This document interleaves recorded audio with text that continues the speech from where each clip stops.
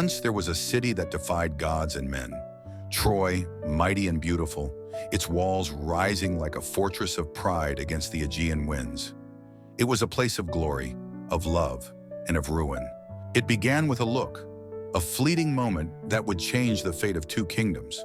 Paris, Prince of Troy, had come to Sparta as a guest, but his heart found its anchor in Helen, wife of King Menelaus. She was said to be the most beautiful woman in the world, her presence like a flame that drew everyone closer, even as it promised to burn. Some called it love, others a curse. Was it Aphrodite who bewitched Helen and Paris? Or was it simply their own reckless hearts? Paris stole Helen away from Sparta, an act of love or betrayal, depending on who told the tale. Menelaus' pride turned to fury, and he swore to reclaim his wife and his honor, no matter the cost. The Greeks answered Menelaus' call. Under the banner of Agamemnon, 1,000 ships sailed to Troy, carrying warriors whose names would echo through eternity. Odysseus, Ajax, Achilles. They came not just for Helen, but for vengeance, glory, and spoils of war.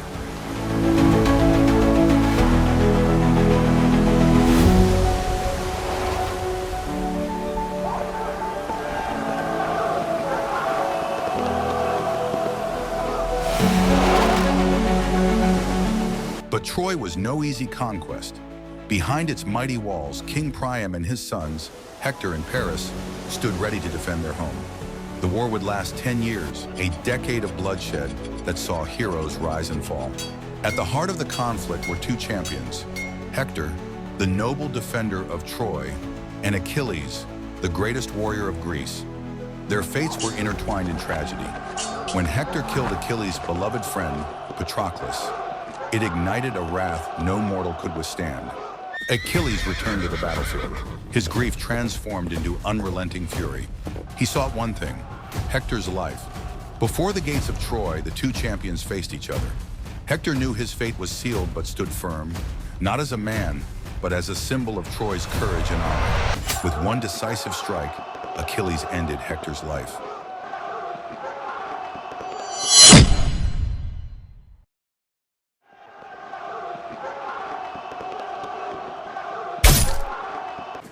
Achilles avenged Patroclus, but his victory came at a price. Hector's death marked the beginning of Troy's unraveling. Yet even as the city mourned its loss, the Greeks suffered their own griefs. War spared no one. The battlefield was drenched in blood and desperation. Achilles, the Greeks' greatest warrior, moved like a force of nature. For every Trojan he struck down, the Greeks roared with renewed hope. His armor gleamed in the waning light, an almost divine figure against the backdrop of destruction. But even immortals have their weak points. From his vantage point on Troy's walls, Paris, the prince whose actions had ignited this war, saw his moment. The arrow flew, guided by a god's precision, and struck true.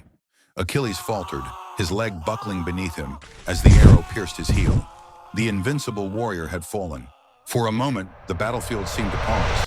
The Greeks, once emboldened by Achilles' presence, were now paralyzed with fear.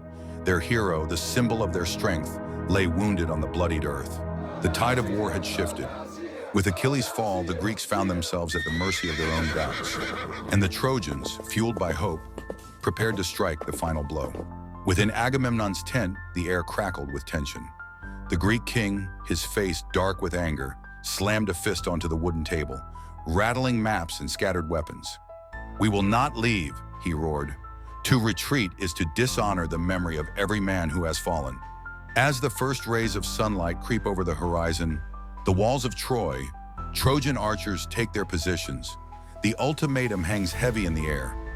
Will the Greeks flee, or will the sands of Troy once again run red with blood? Paris and King Priam, along with a group of Trojan soldiers, made their way to the beach. The once bustling Greek camp was now eerily silent. Torn weapons littered the sand, cold campfires smoldered faintly, and the Greek ships were faint silhouettes on the horizon, retreating into the misty sea. The Greeks, feigning retreat, left behind a gift, a wooden horse, its hollow belly hiding soldiers within. Believing the war was over, the Trojans pulled the horse into their city.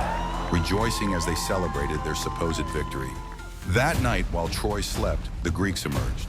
They opened the gates to their waiting army, and the city burned as cries of despair filled the air. Troy, the once mighty, was no more. Love brought Troy to greatness, and love brought it to ruin. Its walls crumbled, its people scattered. The fall of Troy is not just a tale of war. It is a reminder of the fragile balance between love and destruction, and the stories that endure long after the cities crumble.